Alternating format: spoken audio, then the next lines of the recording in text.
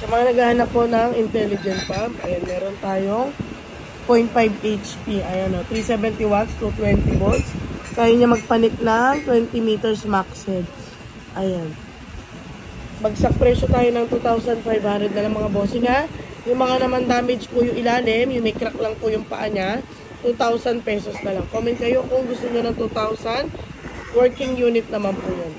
Ayan, gumagana rin po. Kaya lang iba po may damage yung paa. Ito working to. Wala naman siyang damage. Kaya 2,500. Ayan, ang outlet niya is 1 inches. In and out niya, 1 po. 1. Ayan, dito na-adjust yung gauge niya. Ayan, dyan po ina-adjust. Kung gusto nyo bawasan yung pressure gauge, yung control niya, minus or plus po. Pipihitin nyo lang ito, pababa o pataas. Tapos, ito naman yung tanke niya. Hindi mo na kailangan ng tanke. Built-in na po yan. Ayan, ito sa kanya to 20 volts. Plug and play lang to mga bossing nga. Kung gusto nyo mas maganda, ipakabit nyo sa tubero.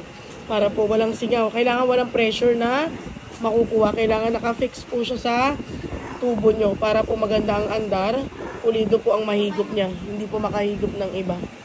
Ayan, bagsak presyo tayo ha. Marilao, Bulacan po. Gasoline station, Caltex, landmark natin.